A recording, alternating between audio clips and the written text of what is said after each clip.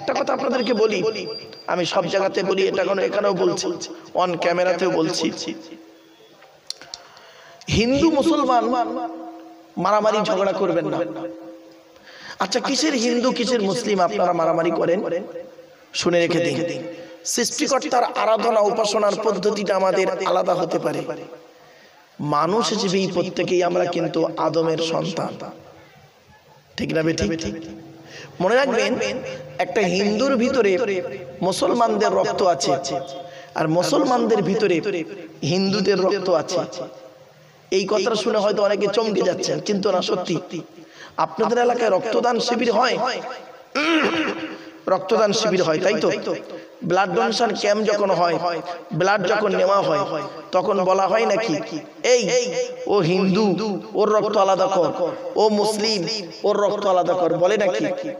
আরে ব্লাডের মধ্যে কাস্টের কোনো ডিভাইডেড থাকে না, ব্লাডের মধ্যে কালারের কোনো ডিভাইডেড থাকে না, ব্লাডের মধ্যে জেন্ডারের কোনো ডিভাইডেড থাকে না, ব্লাডের মধ্যে গ্রুপের ডিভাইডেড করা হয়। ব্লাডের 4টি গ্রুপ। কটা গ্রুপ বাপ? আপনি তো আপনার ব্লাড গ্রুপ জানেন না। এখানে অনেক লোক আছে ওর নিজের ব্লাড গ্রুপটাও জানে না, আর জন্ম তারিখ তো অনেক দূরের কথা, ও জন্ম তারিখটাও জানে না, আর ব্লাড গ্রুপটাও অনেকে জানে না। বাপেরা, এগুলো একটু মাথায় রাখবেন। ব্লাড গ্রুপটা, ব্লাডের 4টি group, A B, A B আর ও। কটা বললাম? 4টি। এ বি, এ বি আর ও, প্রত্যেকটা মাইনাস প্লাস। একটা হিন্দুর রক্তের ভিতরে 3টে জিনিস পাওয়া যায়, লোহিত কণিকা, শ্বেত কণিকা, অনুচক্রিকা। As a same no difference. একটা মুসলমানের রক্তের ভিতরে 3টি পাওয়া যায়, লোহিত কণিকা, শ্বেত কণিকা, অনুচক্রিকা। তাহলে মারামারি করেন কেন? কিসের হিন্দু কিসের মুসলিম? মনে রাখবেন, আমাদের আসার পদ্ধতিটা হলো, আসার রাস্তা হলো একটা, যাওয়ার রাস্তা অনেকটা, গন্তব্যস্থলটা আলাদা। আমার ভাষা বুঝতে পারছেন কেউ? আমার ভাষা বুঝতে পারছেন তো? আমি চিল্লে চিল্লে বলছি না কেন? চিল্লে চিল্লে বলে কোনো লাভ নেই। এই যে কজন বসে আছেন, এই কজন যদি এই কোরআনের বাণীর সঙ্গে বিজ্ঞানটা যদি বুঝতে পারেন, তাহলে আমার সার্থক জীবনটা। এখানে শ্রোতা কিন্তু এই কজন নয়, লক্ষ লক্ষ শ্রোতা আছে আমার এখানে। এই যে মোবাইল গুলো দেখতে পাচ্ছেন না, মুরব্বীরা, এই যে মোবাইল গুলো দেখতে পাচ্ছ বাবা, এই একটা মোবাইলে খুব কম করে হলে 300-400 জন করে লোক শুনছে এখন দেখছে, আর এটা দেখবে। এবার গুণ করুন কতগুলো মোবাইল আছে। এই জন্য আমি কথাগুলো কেন বলছি, ভালো করে শুনে নিন। আমাদের আসার রাস্তা হলো একটা, তাই তো? কি বলতে পারেন? বাপের পৃষ্ঠ হতে, মায়ের পেটে থেকে, তাই তো নাকি? যাওয়ার রাস্তা অনেকটা। অনেকটা কি? কেউ গলায় দড়ি দিয়ে মরে, কেউ অ্যাক্সিডেন্টে মরে, কেউ আপনার কি বলবো আত্মহত্যা করে মরে, কেউ আবার স্ট্রোক করে মরে, কেউ আবার বিভিন্ন অ্যাঙ্গেলে মরে। তাহলে যাওয়ার রাস্তাটা অনেকটা, গন্তব্যস্থলটা আমাদের আবার আলাদা। কেউ কবরে যায়, কেউ শ্মশানে যায়, কেউ আবার পানি কি বলবো বাঘের পেটে চলে যায়, কেউ বোমবাস্টিং হয়ে একদম পুরো চূর্ণ বিচূর্ণ পুড়ে ছাই হয়ে যায়, কেউ আবার গর্তে চলে যায়। মুসলমানদের নিয়মটা কবর দেওয়া, আমার হিন্দু ভাইদের নিয়মটা হলো পুড়িয়ে দেওয়া। আরো অনেক জাতি আছে, দেখবেন তাদের জিনিসগুলো দেখলে কল্পনা করতে পারবেন না। তাদের কবর দেওয়ার পদ্ধতিটা আলাদা, তাদের মাটি দেওয়ার পদ্ধতিটা আলাদা। এগুলো ভালোবেন, মাথায় রাখবেন। চলো এবারে সৃষ্টিকর্তা বলছে, শোন, তো দেহের মধ্যে আল্লাহ বলছেন, তো দেহের মধ্যে 3টি জিনিস আলাদা, কারোর সঙ্গে কারোর কোনো মিল নেই। আমি একজন পুরুষ, ইনি একজন পুরুষ, ইনি একজন পুরুষ। ওনারও যা যা আছে আমারও তাই আছে, কিন্তু আমার 3টে আলাদা আছে, ওনারও 3টে আলাদা। ওনার 3টের সঙ্গে আমার 3টের মিল নেই। 1 নাম্বার হলো ব্লাড গ্রুপ, আলাদা। ওনার ও পজিটিভ, আমার বি পজিটিভ। এগুলো ভাববেন, শুনবেন, এগুলো মাথায় রাখবেন। 2 নাম্বার কি আলাদা বলতে পারেন? কোরআনে আছে, শুনে নিন, এসব কোরআন নিয়ে গবেষণা কেউ করে না গো বাপ। আমরা কোরআনের আয়াত পড়ে মানে করে দিলাম, সুবহানাল্লাহ বলে দিলাম, এর নাম ওয়াজ নয়। ওই আল্লাহ পাক কোরআনে বারে বারে বলেছে তুই চিন্তা কর, তুই চিন্তা কর, আমার কোরআনকে নিয়ে চিন্তা কর। চিন্তা করতে করতে দেখবি আমি আল্লাহ, তোর মাথাটা আমার কাছে নত হয়ে আসবে। 2 নাম্বার আলাদা হলো কি জানেন? আচ্ছা তার আগে একটা কথা বলি, আপনারা আধার কার্ড করেছেন? এই কি বলে, আধার কার্ড করেছেন তো? আচ্ছা আধার কার্ড করার সময় অফিসাররা আপনাদেরকে বলেছিল কি চোখটাকে বড় করে চান? বলেছিল? এবার বলো না কেন বলেছিল? কারণটা কি? এই কোরআনে লেখা আছে, 1500 বছর আগে আল্লাহ বলেছেন, আলাম নাজআল লাহু আইনাইনি ওয়া লিসানান ওয়া শাফাতাইন ওয়া হাদাইনাহুন নাজদাইন। আল্লাহ বলছেন আমি কি তোদের দুটো চোখ তৈরি করি নাই?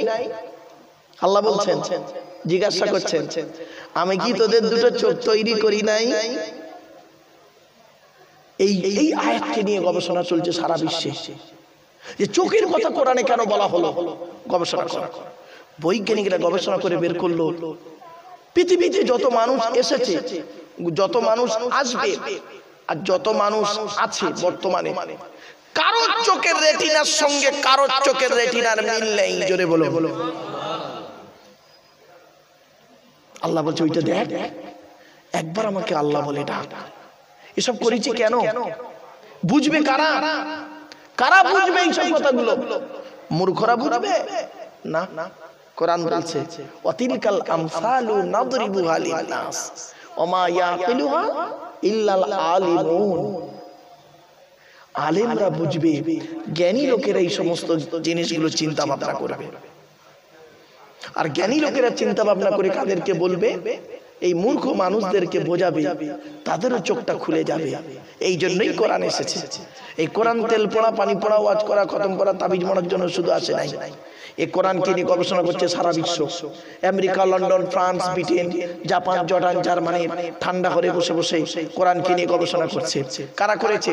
হ্যামফ্রে Davy, Michael Faraday, Einstein, Isaac Newton, doctor Maurice Bucaille, mister Cook, mister Zaveri, mister Campbell, Raja Rammohan Roy, Ishwarchandra Vidyasagar, Rabindranath Thakur, Acharya Jagadish Chandra Basu, Francis Beck, Francis Drake, William Skidmore, William সাহারবে, টমাস, জর্জ বার্নার, এরা কোরআনকে নিয়ে গবেষণা করলো আর করছে সারা বিশ্বে। আমরা কিন্তু কোরআনকে নিয়ে গবেষণা করতে পারি না। আমরা কোরআনটাকে নিয়ে কি করছি জানেন? কিছু মৌলবী, সকলে নয়, সকল মৌলবী নয়, আমরা কোরআনটা নিয়ে কিছু মৌলবী কি করি? আমরা এ ওর খালি গোজা মারছে, ওর গোজা মারছে, ঠিক না বেটি? কোরআনটা নিয়ে এ ওর বলে কাফের, ওর বলে কাফের, এ ওর বলে মুনাফিক, ওর বলে বেঈমান। এই সব করে করে আমরা নিজেদের মধ্যে আমরা গোল টুপি, লম্বা টুপি, চেরা জামা, ফাড়া জামা, আপনার কি বলবো, তবলিগ, ফুরফুরা, বেরেলি, ওয়াহাবি, জামাতি ইসলাম, আহলে হাদিস, এই বুকে হাত বাঁধা, নাভির নিচে হাত বাঁধা, জোরে আমিন বলা, আস্তে আমিন বলা, মোনাজাত করা না করা, এই নিয়ে মারামারি করতে করতে সময় শেষ, ঠিক না বেটি? এই জন্য আমি আপনাদেরকে অনুরোধ করে বলে যাচ্ছি, বাপ এই সব ধান্দায় থাকবেন না, এই সব জিনিসের মধ্যে আপনারা জড়িয়ে থাকবেন না।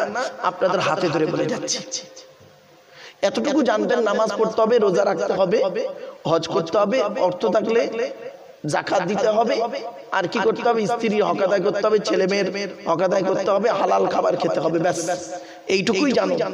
আর সাথে সাথে যদি সত্যিকারের জানার ইচ্ছা থাকে তাহলে কোরআনকে নিয়ে একটু চিন্তা ভাবনা করো, আল্লাহর এই সৃষ্টি জগৎকে নিয়ে চিন্তা ভাবনা করো।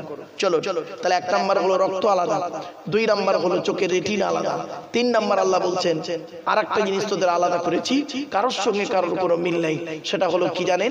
কোরআনে আল্লাহ পাক বলছেন আয়াহসাবুল ইনসানু আল্লান নাজমাআ ইযামা বালা কাদিরিনা আলা আন নুসাউবিয়া বানানা। পবিত্র কোরআনের 29 নম্বর পারা, সূরার নাম সূরা কিয়ামত, 4-5 নম্বর আয়াতে আল্লাহ বলছেন, হে মানব জাতি, আমি তোদের সৃষ্টি করেছি আর তোদের মনের মধ্যে যা কিছু আছে সব জানি। তোরা কি মনে করেছিস আমরা মরে গেলে পচে গলে হাড় হয়ে যাব? কিয়ামতের মাঠে আল্লাহ মনে হয় আর তুলতে পারবে না। কখনোই ভাববি না এই পৃথিবীতে যেমন তোদের বুড়ো আঙুলের ছাপ যেমন কারোর সঙ্গে কারোর কোনো মিল নেই, কিয়ামতের মাঠেও কারোর সঙ্গে কারোর কোনো মিল পাবি না। জোরে বলে ছোট্ট একটা উদাহরণ দিচ্ছি আপনাদেরকে। বলুন তো বাপেরা দেখি, আল্লাহ বলছে বান্দা তুই একবার চিন্তা কর, তুই একবার চিন্তা কর, তুই যে খাবারটা খাস, 22 ফিট লম্বা নাড়ি। কত ফিট লম্বা নাড়ি? 22 ফিট লম্বা নাড়ির ভিতর দিয়ে পচিয়ে পচিয়ে পচিয়ে পচিয়ে মালটা এসে পেশাবের জায়গায় পেশাব চলে যায়, পায়খানার জায়গায় পায়খানা চলে যায়, আর ভিটামিন জাতীয় জিনিসগুলো তো শিরা উপশিরার মধ্যে চলে যায়। আচ্ছা ভাতের রং কি? জোরে বলো। আর পায়খানার রংটা কেমন? কেন? একবার তো ভাবেননি? ভাতের রং সাদা, পায়খানার রং হলুদ কেন? পেটে কতটা হলুদ রং আছে আপনার? খালি হলদি বেরোচ্ছে। হয়তো অনেকে বলবেন হুজুর আমি তরকারি খাই, আপনি তরকারি খাবেন না, শুধু সাদা ভাত খাবেন, তবু আপনার পায়খানা হলুদ হবে। আবার দেখবেন শাক খাবেন, শাক খাবেন আর হলুদ পায়খানা হবে না। ঠিক না বেটি? কারণটা কি? কারণটা কি? কোন মানুষ যদি তার দেহ নিয়ে ভাবে, আল্লাহ নিয়ে, দেহ নিয়ে যদি ভাবে, সে আল্লাহ শুকরিয়া আদায় করে শেষ করতে পারবে না। ভাবতে পেরেছেন বাপেরা? আল্লাহ বলছে বান্দা শোন, তোর হজম শক্তি দিয়েছি, 22 ফিট লম্বা নাড়ির ভিতর দিয়ে তুই হজম করে বের করিস। তুই একবার চিন্তা কর, একটা পিঁপড়ে তারও হজম শক্তি দিয়েছি, তার কত ফিট লম্বা নাড়ি আছে, একবার ভেবে দেখ, একবার তুই ভেবে দেখ। আল্লাহ বলছে বান্দা তুই এটাও চিন্তা কর, তুই তো এই শীতকালে কত ঘন্টা ঘুমাস? 6 ঘন্টা, 8 ঘন্টা, 10 ঘন্টা ঘুমিয়ে পড়ে থাকিস বিছানা। আর এই পৃথিবীতে একটা সৃষ্টি জীব আছে আমার, কোনোদিন সে ঘুমায় না, সব সময় জেগে থাকে। আল্লাহ একটা সৃষ্টি জীব, বলবো পিঁপড়ে, ঘুমায় না। আল্লাহ বলছে বান্দা শোন, এই পৃথিবীতে তুই 24 ঘন্টার মধ্যে 6 ঘন্টা ঘুমোস, আর এই পৃথিবীতে এমন একটা জীব আছে মাত্র 3 মিনিট ঘুমায়, মাত্র 3 মিনিট ঘুমায়। এই বাচ্চাটাকে সরাম তো, নিয়ে চলে গেছে। 3 মিনিট ঘুমায়, তার নাম হলো জিরাফ। ভাবতে পেরেছেন? আল্লাহ বলছে একবার লক্ষ্য করে দেখ, জিরাফের গলাটা লম্বা করে দিয়েছি, ক্যাঙ্গারুর পিছনের পাটা লম্বা করেছি। একবার চিন্তা কর, শায়েস্তানগরের মানুষেরা, শায়েস্তানগর তো এটা ঠিক বললাম, শায়েস্তানগরের মানুষেরা একবার চিন্তা কর, জিরাফের গলাটা লম্বা করে দিয়েছি, ক্যাঙ্গারুর পিছনের পাটা লম্বা করেছি। একবার চিন্তা কর, একবার ভাব, আমাকে আল্লাহ বলে ডাক, আমি আল্লাহ তোর ডাকে সাড়া দেব। আল্লাহ বলে বান্দা তুই একবার লক্ষ্য কর, এই পৃথিবীতে আমার সৃষ্টি জগতের ভিতরে, তোরে দেহের ভিতরে, আপনারা জানেন না, শুনে নিন, বই ডাক্তাররা বলছেন মানুষের পা থেকে মাথা পর্যন্ত যত শিরা উপশিরা আছে, সমস্ত শিরা উপশিরা গুলোকে যদি পরস্পর লাইন দেওয়া যায়, লাইন দেওয়া হলে পৃথিবীর এক প্রান্ত থেকে অপর প্রান্তে পৌঁছে যাওয়া যাবে। ভাবতে পেরেছেন? শুধু তাই না, আল্লাহ বলে তোকে তোর মায়ের পেটের ভিতরে আনলাম, মায়ের পেটের ভিতরে এনে তুই কিভাবে থাকলি? 10 মাস 10 দিন রাখলাম তোকে।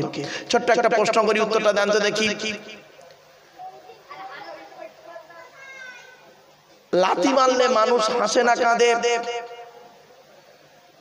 আরে ভাই বলুন না। বাচ্চা যখন ছেলেকে লাথি মারে, বাচ্চা যখন তার মাকে লাথি মারে, ছেলে যখন তার মাকে লাথি মারে, মা তখন হাসে না কাঁদে? জোরে বলো।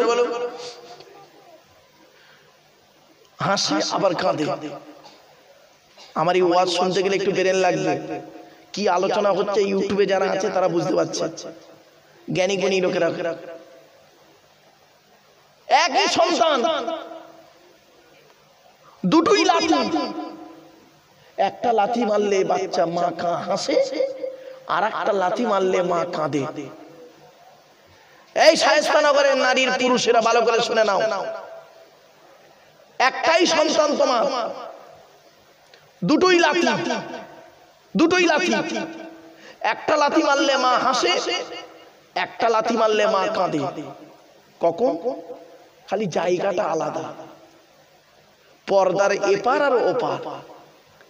মায়ের পেটে যখন বাচ্চা যখন থাকে, বাচ্চা যখন মায়ের পেটে লাথি মারে, মা তখন হেসে ফেলে, ঠিক না বেটি?